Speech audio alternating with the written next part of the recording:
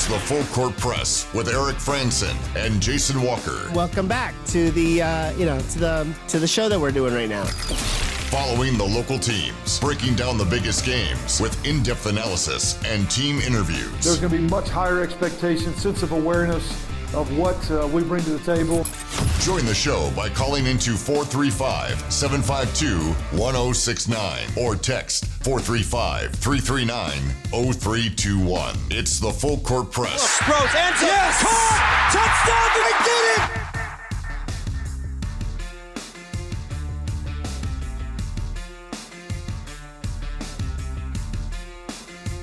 it? Good afternoon, everybody. Welcome on in. It's Eric Frandsen and Jason Walker. Talking about what's going on in sports. A lot of different sports going on this time of year. One of them is softball, and it's number 1 versus number 2 in the 4A RPI standings, squaring off against each other right now. And it looks like it's in the bottom of the 4th inning. And Ridgeline with a commanding 6-1 lead. That's 7-1 now. Actually just hit a home run, so tack one more on for the Riverhawks. Yeah, it's absolutely in control. Desert Hills finally getting out of that 6-run, half inning that Ridgeline had put him into. But then Ridgeline seemingly pretty quickly getting out of the top of the 4th. And now 1 out, add another run. So it's 7-1. And so Ridgeline certainly a commanding lead, but obviously no lead is safe. I mean, that was a 2-run homer. Excuse me. 2-run home run. Wow. I didn't pay attention to that. So 8-1.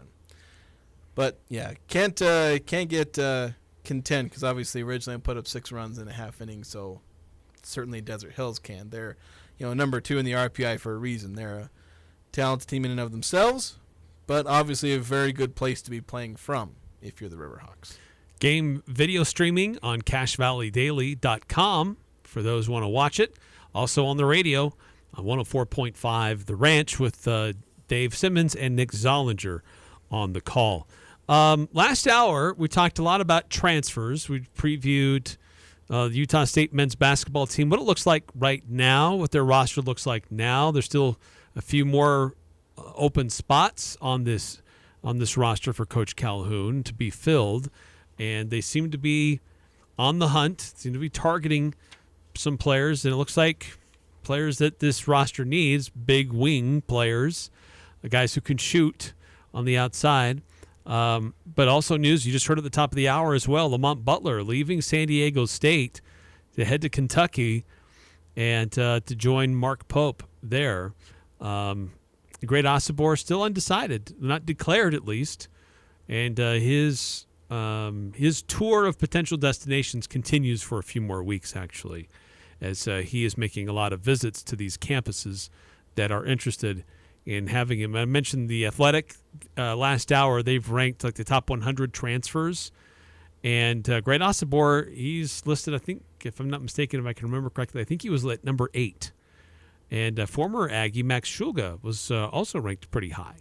Yeah, very very highly sought after transfers, guys who have pretty unique skill sets, especially for their size.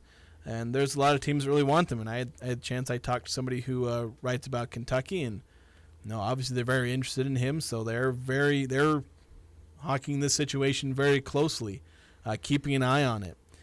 Because Osobor would be a fantastic addition to whoever ends up with him. And Max Shulga, he's very unique in that he is he's 6'4", but he's a good shooter, a good passer, a good rebounder for his size, and an overall good scorer. And it's really hard to find guys who can do all of that. Like, those guys usually form the backbone of your team if you've got them. They're usually your star player. I mean, that's basically what he was for VCU last year. So there's going to be a lot of people looking to bring him in, and he's going to be a very valuable contributor to whichever team he ends up on. Now, we're circling back to Lamont Butler, with him leaving San Diego State and some of the other transfers that have occurred within the conference. Trying to predict the balance of power, if you will. And I know that media days aren't until July, and these rosters are still in flux. But San Diego State was set up to be the strongest team in the conference. Boise State had some key pieces still around, other key pieces left. Nevada looked like it was positioned very well. But what is it? I mean, each team has had its own share of star players leave. Yeah, it's hit a lot of teams really hard. I mean, you had New Mexico losing Jalen House to graduation. Then they lose Jamal Mashburn to the transfer portal. They still do have Donovan Dent. Presuming that JT Topham will come back even though he's declared for the draft, I'm expecting him to return, but maybe he'll end up opting to transfer because Boise State Agbo, he kind of did the same thing where he's like, I'm going to test the NBA draft waters. And then later he said he was transferring, ends up at USC. So basically every team has lost their star player. I don't know if there's a single team that hasn't lost their star. Because every single team, Air Force, Ritas Petritis, New Mexico, Jalen House, Utah State, Great Osobor, Nevada, Lucas, and Keenan Blackshear. Boise State, they lost Agbo. I guess they still have Tyson Degenhart, so depending on who you consider their star, you could maybe exclude Boise State from that. But even then, they lost a big guy. Well, I guess UNLV, they still have Deaton Thomas. Yeah, UNLV, that's right. That's not a school that's really been hit. Yeah. Though I think I saw that they one of have their had players transfers, but I don't think it was anybody. Let's see, I've got my list. Nobody. They lost the Boone twins and Luis Rodriguez. So like they lost some guys to graduation, but I would say Thomas is probably their best player, and he hung around. So I guess they've kind of been hit by some attrition as well. But Colorado State, their biggest loss was through graduation. It was I almost said Isaiah Thomas, Isaiah Stevens. San Diego State, they've lost like several of their top players. Micah Parrish, Lamont Butler, obviously losing Ledee to graduation. And San Jose State, Wyoming, and Fresno State basically lost everybody. They barely have guys coming back. So there's a lot of players who have left. They're, from one of the best seasons in Mountain West history. So many of those players that drove this season are gone. Like the vast majority. I should go. I need to look at the All Mountain West list. See, All Mountain West basketball for this season. I want to see how many players are still here. Good question. Let's see. Okay. I've got it pulled up. I stalled long enough for me to Google it. Okay, so the first team, you have Isaiah Stevens, gone. Ledee, gone. Brown, gone. Osborne, gone. Tyson Degenhart, so far we know he's coming back. Second team, and most of these guys are actually coming back. Keenan Blackshear and Jared Lucas, the only players from the second team not expected to come back. You got guys like Omar Stanley, Donovan Dent, JT Topham, Deaton Thomas. But, yeah, just a lot of star players leaving for a lot of teams. And it's going to create a bit of a power vacuum, which is going to be filled by whoever basically has the best incoming transfer class and or development of guys that were lower on their roster. Can Utah State be that? I said that I thought the frame was being built for them to repeat or to defend their title. I think that's still the case. They have to get more pieces. There are more players and more quality players they have to land, especially at that kind of combo forward position, because that's where they're lacking. They basically have like one true forward, and it's Carson Templin, and that's pretty much it. They need more forwards. That's why guys like Mongolian Mike and Tucker Anderson, those would be massive pickups for the Aggies because they give them something that they don't have, which is more length. They have a lot of skill. They have some size at the center position. They need some length. But it'll be worth keeping an eye on how all these other teams end up filling out the rest of their rosters through recruiting. Because there's not a clear number one. At this point, your clear number one, or just any pick to be number one, is, well, who has the most returning that we know about? Right. And in that sense, at this point, you're probably just picking between New Mexico, Utah State, and Boise State, maybe Nevada. Like, those are your teams that you see that were at the top last season that have a decent amount of returning talents. Like, the Aggies have Falslevin and Martinez and Aduje and Isaac Johnson. New Mexico, Donovan Dent, JT Topham.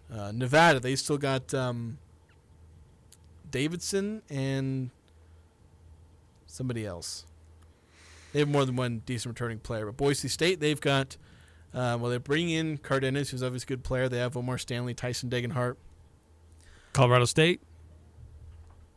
Not a whole lot. Not a whole lot, because Stevens seemed to be there forever. Colorado He's State run out of eligibility. Colorado State has 30% of returning points coming back. So they don't have a whole lot. Let's see. Let me look at my list. They have 1, 2, 3, 4, 5, 6, 7, 8, 9, 10 outgoing players. And that's assuming Nick Clifford comes back. Because I don't have him on this list, but he's one of those players who I think has done that kind of declare for the draft, but more of an exploratory thing. If he ends up leaving, I'm pretty sure that percentage goes down to something in the teens. Because Clifford is very much carrying that 30% number that is, as I've right now have as returning for the Rams, according to my spreadsheet. So bottom line here is that Utah State, I mean, the field is open, right? Yeah. There's opportunity for Utah State to still compete and be at or near the top of the conference. Yeah, they are not in a bad position at all. They have quality returning talent, experience, solid incoming transfers. Again, their roster needs some work. It needs some key additions, but you're seeing that, frame being built. If Jared Calhoun can have a solid year one, this will be a Utah State team that can compete to repeat as Mountain West champions. That's not something I would predict at this point, mostly because I don't even know what I'm predicting at this point, because I don't even know what this conference is going to look like next year. But when there's such a vacuum of returning talent, there's nothing known about the returning talent except for a handful of guys on a handful of different teams. Again, it's mostly the returning stars are there for Boise State, Utah State, and Nevada. Like, those are where your returning stars are at. Like Dayton Thomas and Nevada. Like Nevada and UNLV each have like one. So they're scattered among like 4 or 5 teams, and everyone else, how well do they rebuild? I mean, San Diego State, they rebuild all the time. So even though I don't know what they have coming back, they're going to have something. Because they've had to replace Malachi Flynn, Matt Bradley. Heck, there's another guy who I think won Player of the Year. Suddenly forgetting his name. The guy who won it over Ketta. That wasn't Matt Bradley, was it? It was somebody else. That might have been Bradley. Maybe. Bradley was the guy that was on the national championship run team, wasn't it? I'm suddenly forgetting. No, I can't remember. San Diego State's had to replace like 4 or 5, Player of the Year caliber type guys in the last 6 or 7 years. So, like, just because they're losing a Jaden Ledee doesn't mean they can't rebuild. So, even though we don't know what they got, they're probably going to come back. Colorado State, we'll see. They've been up and down. Isaiah Stevens, it's been so long since I've seen a Colorado State team that didn't have Isaiah Stevens. I don't know if...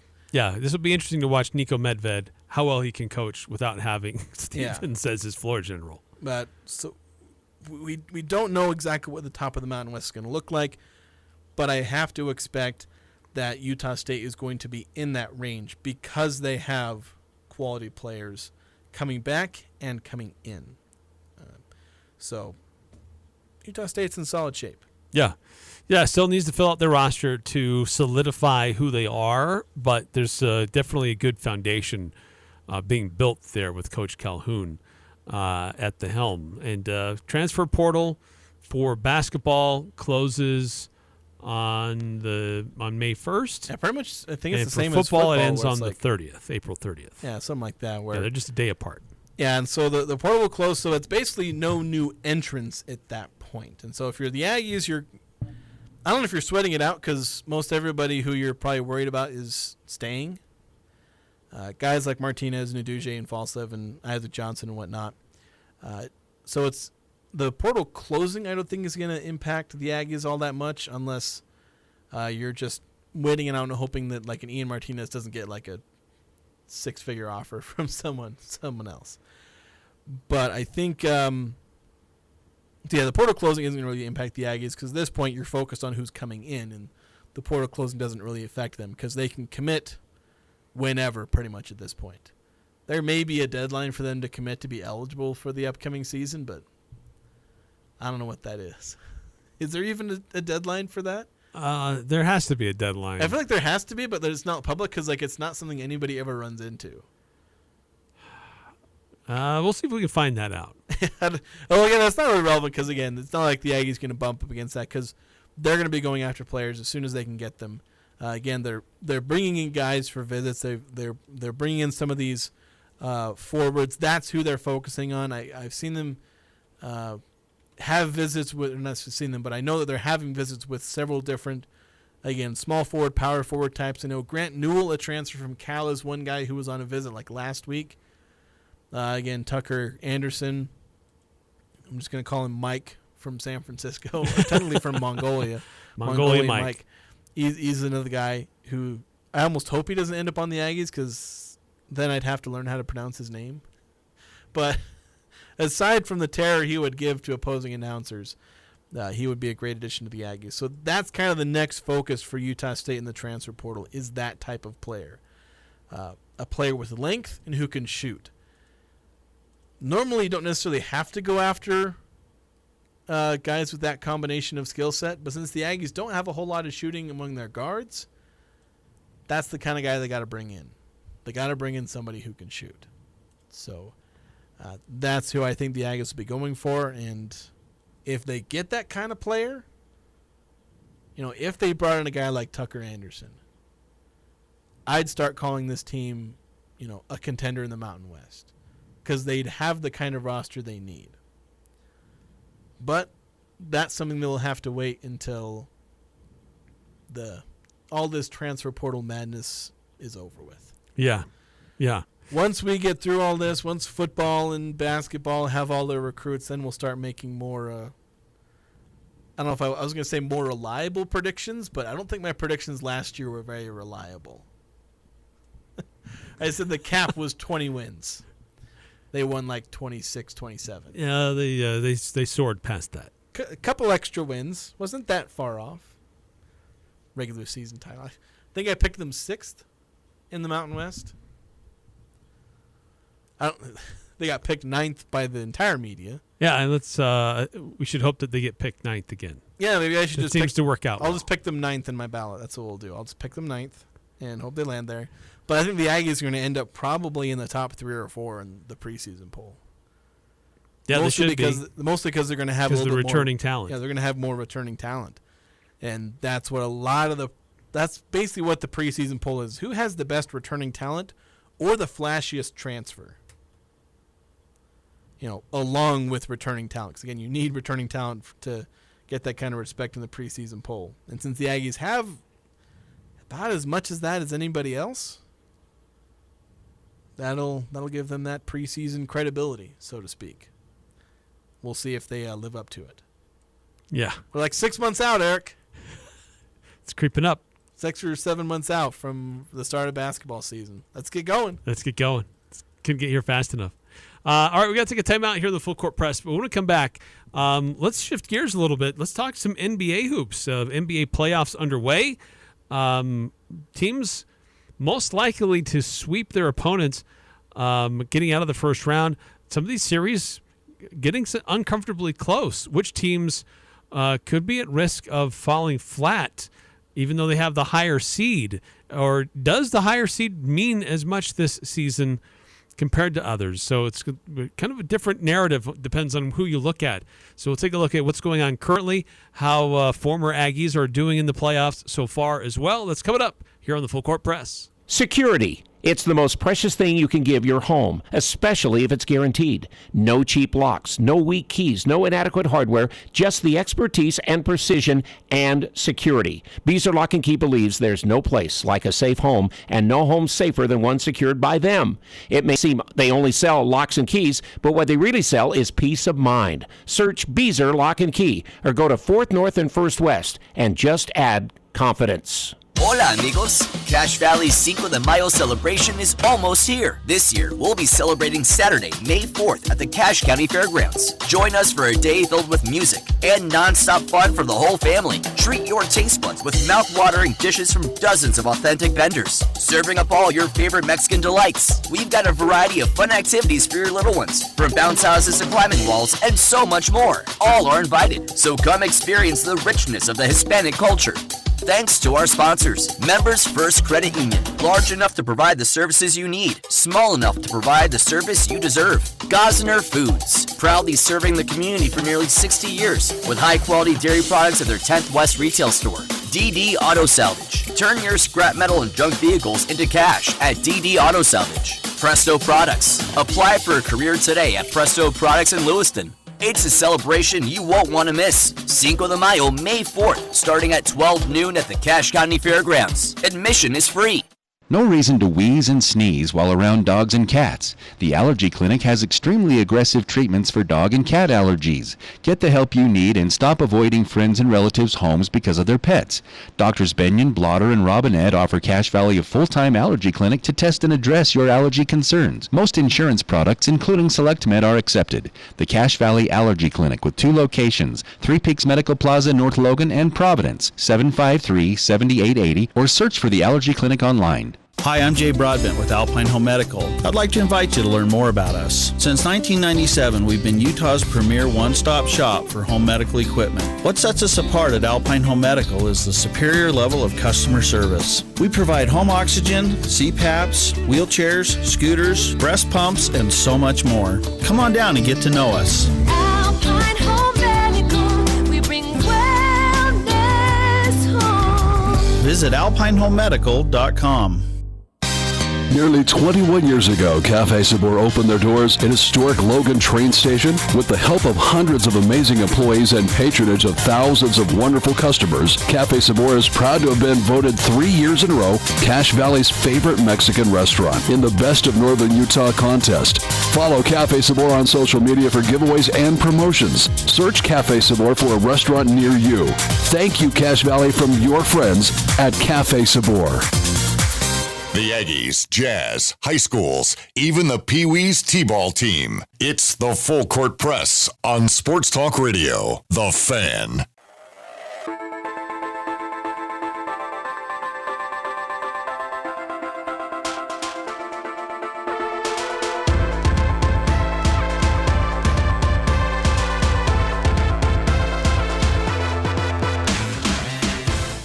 Welcome back to the Full Court Press. Eric Frandsen, Jason Walker. 435-339-0321. If you want to chime in, be part of the program.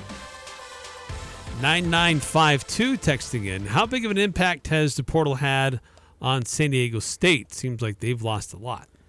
Yeah, it's been pretty bad for them, just including graduation and go back to my spreadsheet. And Lamont Butler today. Yeah, so they've lost this. So they're 2 big portal entries. So they lost another one to Ohio State, right? Yeah, Micah Parrish. That's right. Micah Parrish and Lamont Butler are their 2 big transfer entries. So they've not had a lot of entries into the transfer portal, but the combination of losing Jaden Ledee, Darian Trammell, Micah Parrish, Lamont Butler, 2 of those graduation, 2 of those are transfers, that's really hurt them a lot. To where they've still got a few guys, that are on the team that are returning, but this is most of their core. Like again, the backbone of the team. To where you look at percentage of returning production, it's 29% of points. Which before Lamont Butler, that was like in the high 30s, I think. To where they weren't terribly bad off, but it's 29% of points, 43% of rebounds, 22% of assists, and 42% of three-pointers made last year, to where they're ranking 7th or 8th in a lot of those different categories in returning production. So the Aztecs hit pretty hard by off-season attrition so far. I think they've added a couple of transfers. I haven't updated my a lot of the incoming transfers, but I have noticed that they brought in some guys. Didn't have a chance to dive into them. But I think San Diego State has picked up some decent transfer offers, so they I think they already picked. Well, they picked up one. I think. Oh, they picked up the guy from Florida Atlantic. He'll basically be their Lamont Butler replacement, Nick Boyd. So, kind of a defensive guard, not a high scorer, but a defensive guard, kind of a bulldog. San Diego State loves those kind of guys. Yeah, they do. They do very well with them. So, and I think they'll add more quality players. I expect San Diego State to rebuild, but just don't know how yet. 9315. When are you going to talk about the Pews T-ball team? The Pee-wees T-ball team, like it says in our rejoin. That's right. Whoever said that is lying. I mean, if you want to send in some stats and video about the Pee-wees T-ball team, then we'll look into it. But we were talking about Ridgeline, but I think that game just went final. I just looked it up, and Ridgeline run ruled them. Run ruled them, right? So that game is over. Problem is they turned the scoreboard off, so I don't know what the final score was. But I think isn't it 10 runs by the 5th inning? Let's take a quick look in with Dave and Nick, see if they tell us. Always check on CashValleyDaily.com or 104.5, or sometimes on 107.7. We can go over there as well. So appreciate you. Have a great weekend, everyone. Oh, he's signing off. He's done. Yeah, I think they hit a home run. They were up 10-1. Hold on, let me double check. Yeah, they were up 10-1. If they would have scored another run, I'm trying to fast forward through the stream to figure it out. But yeah, I think if you get to 10 runs by the bottom of the 5th, I believe that. That's. They call it. Yeah. Well. Yeah, it was basically a walk-off double, or maybe it was a ground rule double. Because it looked like they gave up on the ball. I'd have to double check, but maybe we'll try and isolate that, maybe play it on air, figure that out. Yeah, we can find that now that the broadcast is over. We'll go back and find it. But switching gears a little bit to let's talk about the NBA playoffs underway. Some teams are into their 3rd game of their series, and you've got some teams like the Denver Nuggets. They look like they are in full control of their series.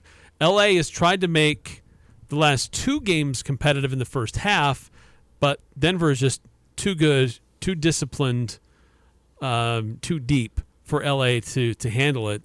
And Denver has taken the 3-0 commanding lead in their series. Well, and I think having that 20-point comeback and winning that game too was just so backbreaking. Because that's one, you have a chance to even it up, then go to L.A., and the series is literally anybody's at that point. And, at that point, you split the first 2 games when you're the road team. At that point, you have home court advantage, mathematically speaking. Yeah. So that would have been massive, but then they go down 2-0, and then Denver, getting that 3rd game to go up 3-0. And, that's pretty much a series. You got infighting. You got D'Angelo Russell sitting outside of the huddle. You got players calling out their coach. It's not good in Los Angeles. Yeah, which is just fine by me. Yeah, I have no problems with that, and it's what a lot of guys like that can end up doing if they don't have good character. They're just used to winning, and suddenly they aren't winning, and now they're pouting and they're losing, and so they're being a bunch of children. Even though you're 21, but still acting like a child.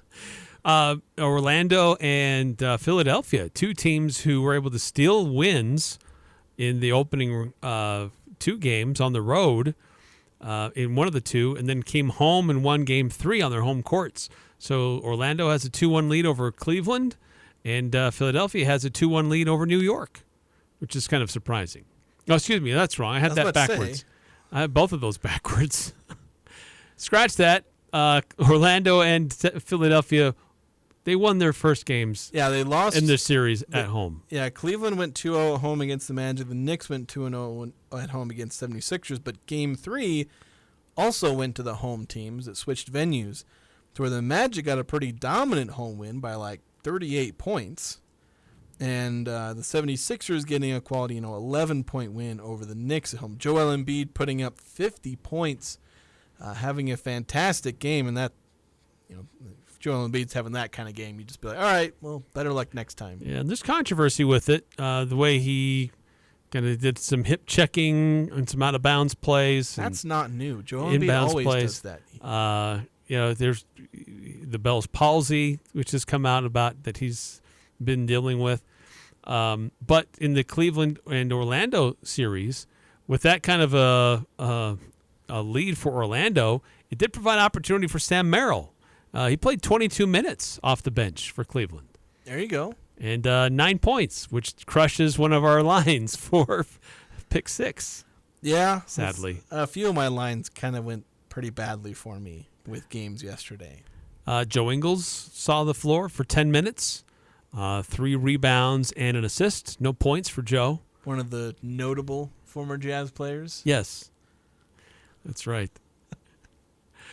Tonight in the NBA, a game that's already underway. We're getting it's kind of already into the third quarter, nearing the end of the third quarter, and it's the Pacers leading the Bucks 88-79. This is one where Indiana stole one on the road, trying to go up 2-1 on their home court. Then later tonight, it's the Clippers at the Mavericks at 6 on ESPN.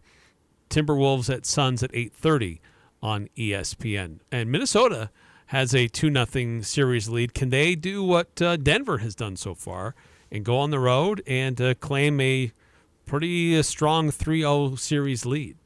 And for me, the interesting thing is with the Nuggets and Lakers series and the Minnesota-Phoenix series, like these are two series where you have a team that, based on their regular season, is definitely better. And they get the higher seed, where the Nuggets are, well, they were the 2 seed and the Timberwolves are the 3 seed. But the lower seeded team has the guys that all the media, national media at least, wants to talk about. The LeBron James, Anthony Davis, Kevin Durant, Devin Booker, whatnot. It's like those are the guys that say, oh, these guys have the stars and they'll flip the switch and they're just going to win that. But there are series that have been dominated by the team with the higher seed. Like the Nuggets have just been better than the Lakers. Like aside from the Lakers taking that 20-point lead going into halftime, so outside of that one half, because in the second half they blew it, and so all the games, like in 2.5 of those 3 games, the Nuggets have just been completely the better team, and the Timberwolves, they've been the better team than the Suns, who the Suns apparently believe the myth that Rudy Gobert can't defend on the perimeter. And he's been doing very well guarding in space. Like he always has. Yep. Pretty much. But everyone seemed to believe that he couldn't. But he's about to win his 4th Defensive Player of the Year, and everyone's finding out exactly why. Because he's leading a very good defensive Minnesota team, but they're good as a team defense. It's not just him. He had Defensive Player of the Year for carrying the Jazz to a great defense. This year he's just the catalyst for a great Minnesota defense.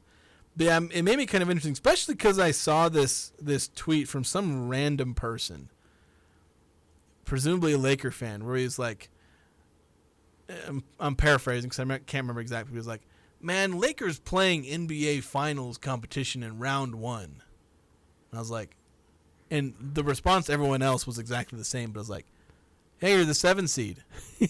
You played the 2 seed. Guess what 2 seeds usually are? Yeah. Their NBA Finals. Like the guy's like, oh, why do the Lakers have to play such a hard opponent in round 1? It's like, well, maybe if you'd have done something differently in the regular season, it's almost as if let's explain the math. The reward for playing well in the regular season is you don't have to face the finals contenders in round 1. And we're seeing the value of being that 1 or 2 seed, because you're playing teams that had to go through the play-in tournament, had to have extra games, had to have extra travel, and you didn't have to, as a higher seed, you didn't have to worry about that. So that's the advantage of having that higher seed, is facing a team that's had to work harder to be where they are, and that can start to wear out on guys as that level of competition definitely amps up when you get to this time of year. Yeah, and if you're not losing game 1, because that's where you start talking about rest versus rust, if you win that game 1, then suddenly they don't have any momentum from playing and winning maybe that 1 or 2 play-in games. And Yeah, then that's where the extra mileage starts to stack up, and having played more games in recent days. So yeah, the Nuggets and Timberwolves seem to be taking care of business there. Oklahoma City mostly taking care of business. I think they're up 2-0, aren't they? Yes, they are. So they're doing fine there up on the Pelicans, but Pelicans, isn't Zion out still? Yeah, yes. Or again? Didn't he get injured in the play-in? Isn't that what it was? Yes, in their first game of the play-in. I thought. So, yeah, just casually enjoying the playoffs here. Yeah, game 1 was very close in that series. Game 2, not at all. Yeah, not so much. I watched the end of that. It was I think the only exciting game 1 that there was out of any all the other games were like double digits. It was the last game 1 game I was watching. I was like, finally a good one. I can actually watch toward the end, have an exciting finish, or at least relatively exciting, where they're actually using all their timeouts and I get to watch extra commercials. That's the problem. We all hope the reward for watching a good game is having to watch more commercials. The schedule tomorrow starts in the morning at 11 a.m. on TNT. Cavaliers and Magic, Game 4. Cleveland leads the series 2-1. At 1:30 on TNT, it's Thunder and Pelicans, series shifting to New Orleans. Celtics and Heat, 4 o'clock on TNT. That series tied at 1 apiece. And a lot of criticism coming towards Boston that sometimes these players on the Celtics tend to melt a little bit when they play the Heat. So can they withstand that and dispatch the Heat in Miami? And then at 6:30 on ABC, it's Game 4 between the Nuggets and the Lakers. Can Denver sweep the Lakers and get a little extra time off for doing so? So let me ask you this question, Eric. Out of all these series in the NBA, which one is the one you're either watching the most or keeping an eye on the most? Perhaps both. I'm curious about the Orlando and Cleveland series. You got 2 former Jazz players on either side. Well, you got 3 former Jazz players really in that series, and Sam Merrill, former Utah State player. That's funny because that's probably I don't think I've actually watched a minute of the Cleveland Orlando series. There's that series that I'm interested in, the Minnesota series, and I have found myself probably watching a little bit more of the Nuggets Lakers series, just because it seems to be most prominently featured. And so when I'm on and scanning the dial, I've stumbled across that series. Yeah, see, that one's usually been more in prime time, and so that's where I've been able to watch. Because a lot of the times the games will start while we're doing our show. I go home and I turn whatever game's on. So I have ended up watching more Denver, LA, but that is one that I kind of am interested in, mostly because I just want to see Denver crush the Lakers and LeBron. Yes. And I also like watching Denver. They're just a fun team to watch. I think another one, Minnesota, Phoenix, probably for similar reasons that you seem to like the Cleveland, Orlando. That's with me in Minnesota, where they've got the former Jazz players. And I think that's just a fun series because, yeah, you've got, what should be a good Phoenix team. Except whenever I watch them, they don't actually look good when I watch them play. They aren't the team that you would think they'd be when they have Kevin Durant and Devin Booker and Yusuf Nurkic and Bradley Beal and all that, if any of those guys are even healthy. But I do really like watching Minnesota because they are also a very well put together team. So, and then New York, Philadelphia, one that's just interesting. Yeah, that's a good point. I have watched that one. It's got some spicy history and it feels like an actual rivalry in a playoff series, where probably the only other one that has that is, I guess, Boston-Miami. Boston-Miami, there's some sauciness between Indiana and Milwaukee. Yeah. Well, by the way, 9952 saying, great pun, Eric. Celtics melt when playing the Heat. Thank you. Did you do that on purpose? I did. There you go. Very punny. Thank you for catching that. 435-339-0321 if you want to chime in. Which NBA playoff series are you keeping an eye on? The Bucks are coming back, making this interesting. They were down by double digits. They've got it within 7 now with just under 11 minutes to go in the fourth quarter. Yeah, and see, that's really big because, the Bucks won game 1 off a big game from Damian Lillard. But Giannis is out, and if the Pacers take 2 games in a row, that's tough. And, a game to potentially go down 3-1 or, tie it at 2-2 where you reset the series. But Game 4 at Indiana, the new home of Caitlin Clark. And, that's, oh, goodness gracious, it's within 2 now. Bucks are within 2. Wow. So certainly they're seeing the importance of making this, getting back on top of that series, go up 2-1, just kind of tread water and hope Giannis comes back as soon as possible, because at that point you can at least hopefully take over the series, because Milwaukee with Giannis is definitely a better team than the Pacers, but health can take you out of a series and can end your year unfairly. Kind of sucks, but... Yeah, it puts a lot more pressure on Chris Middleton and Damian Lillard and Brook Lopez. Yeah, well, and Middleton's got himself a game going, 26 points on 10 of 19 shooting. Lillard's not having the most efficient game, 21 points on 5 of 15 shooting. Does have 7 assists, though, so he's making his impact known. So, yeah, the Pacers took a timeout trying to gather themselves as the Bucks have made a bit of a run in the late third quarter, early fourth quarter.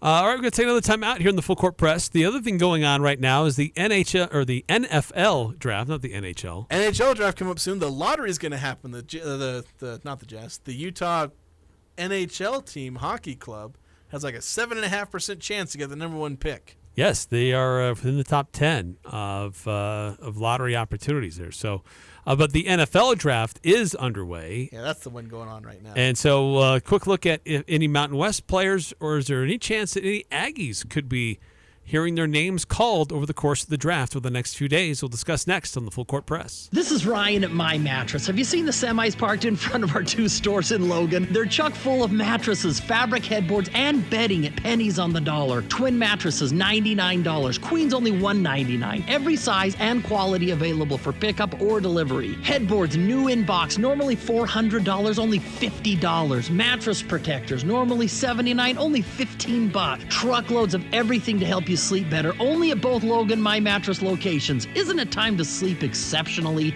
The Elements Restaurant invites you to the grand opening of their outdoor patio along the beautiful Logan River Saturday, May 4th. From 11:30 to 2 p.m., Elements will be offering a special chef's brunch to celebrate along with their regular menu choices. Come enjoy delicious brunch delights beside the picturesque Logan River and enter to win a free night stay at Spring Hill Suites or Town Place Suites. Live music featuring Austin Wayan and Raven Ochoa will also be on the patio from 6 to 9 p.m. Don't miss brunch and live music at the grand opening of Elements Outdoor Patio, Saturday, May 4th.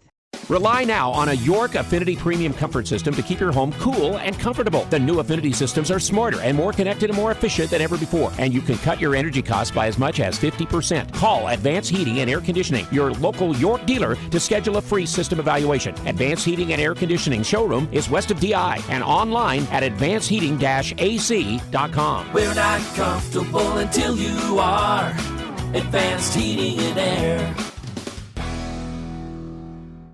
Hi, this is Ashley with LSS Insurance. Medicare can seem complicated, but it doesn't have to be. Let us help. We'll answer all your questions and get you specific information that fits your needs. Medicare is not one size fits all. We'll help you find the right coverage for you. Call 752-9493. You can ignore the TV and the junk mail. We'll get you the exact information you need. We will help you access the benefits that are important to you. Call LSS Insurance at 752-9493. Curious about Bell Sculpt and what sets it apart from other cosmetic treatments? At Bell Medical, we specialize in minimally invasive body sculpting, which means no general anesthesia, so you're awake and comfortable throughout. You can even watch fat being removed. Unlike those who freeze fat cells, we permanently remove them, providing instant results in just one visit. With Bell Sculpt, you're guaranteed 2 to 5 inches of fat loss, all in a safe and effective way. Schedule your free consultation at our Bountiful Clinic at bellmedical.com. That's BELLE medical.com. They never could play it, but they sure can talk about it. Eric Frandsen and Jason Walker on the Full Court Press.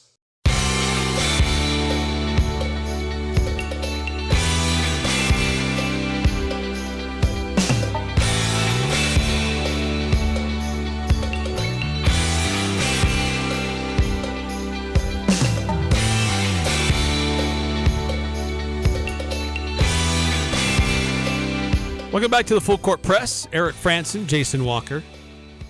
By the way, during the break, we did a little research. So the NHL Draft Lottery is coming up soon. Coming up May 7th. It's like end of next week, basically. Or early the next week. It's like a Tuesday, isn't it? It is a Tuesday, yeah.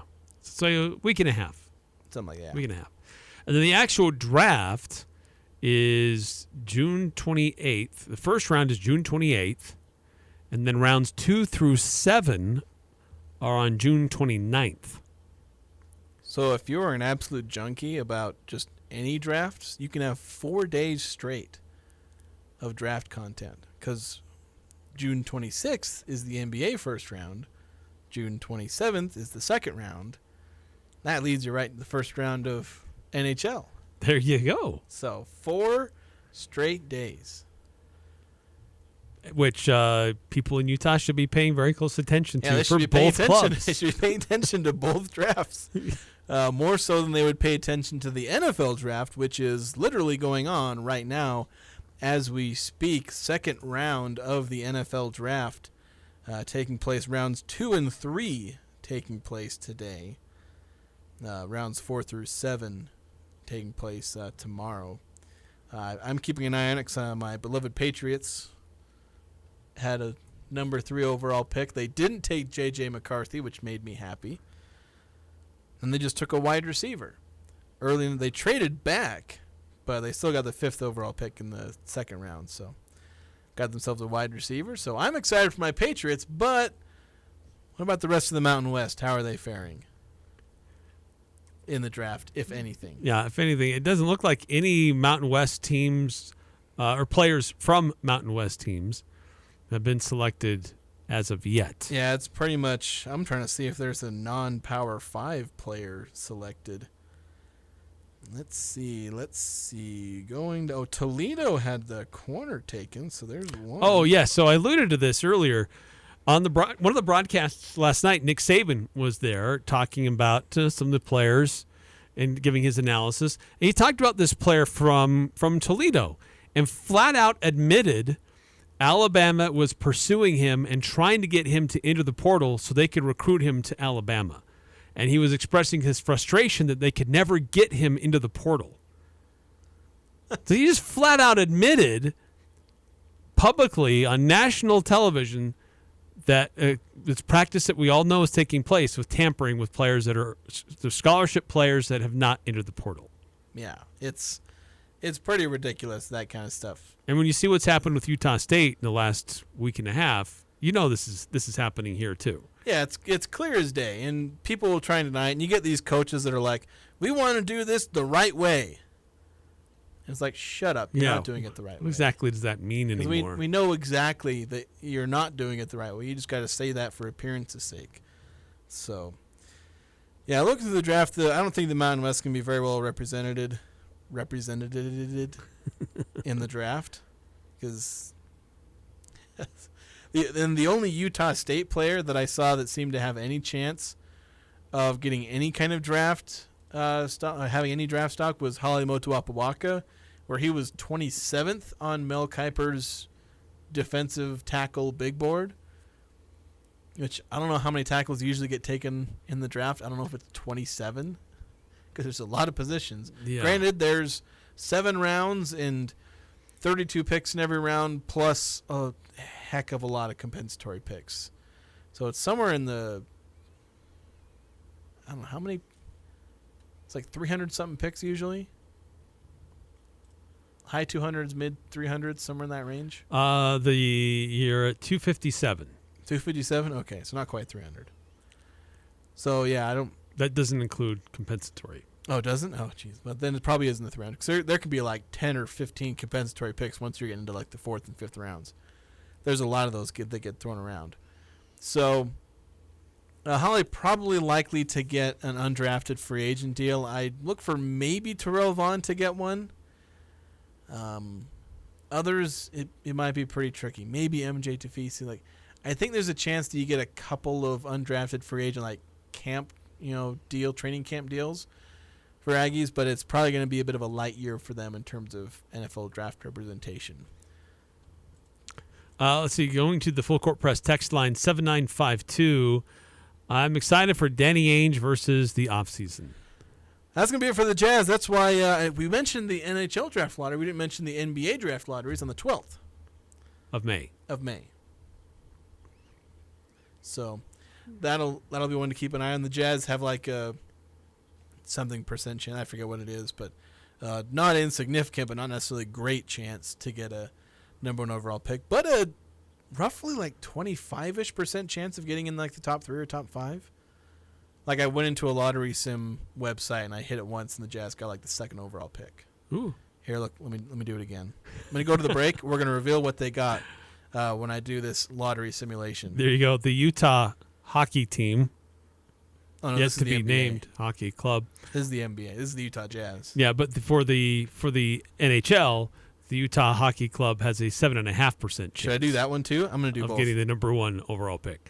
We'll take a time out here in the Full Court Press. Come back with some final thoughts leading into the weekend. Advanced Fireplace and Stove wants to thank you for voting them 3 years running the gold medal winners in the Best of Northern Utah contest. With over 35 display models in their showroom, their goal is to make the process of making your home comfortable and cozy an easy experience. With premier brands like Heat and Glow, Quadrifire, and Vermont Castings, they have something for every style, every home, every budget. Building or renovating, they've got you covered. Advanced Fireplace and Stove, where comfort is their business.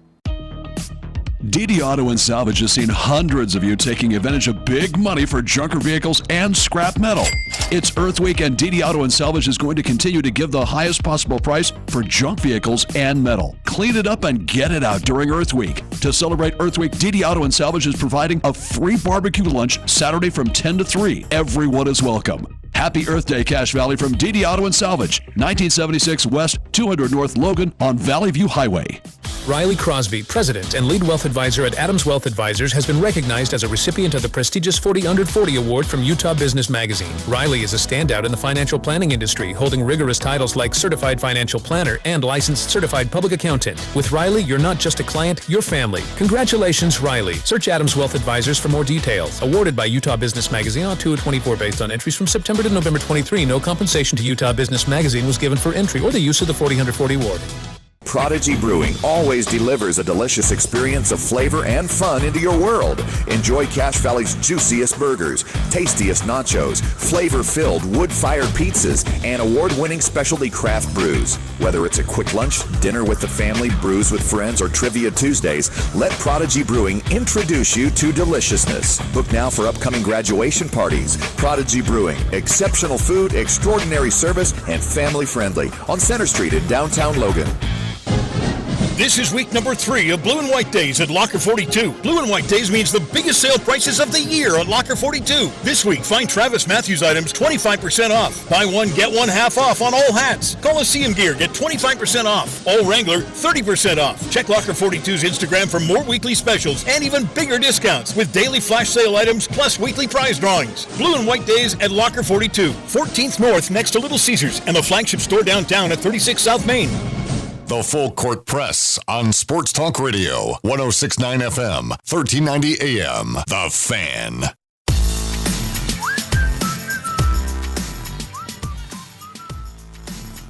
(10-1). Good swing by Abby King. Fouls it off, though.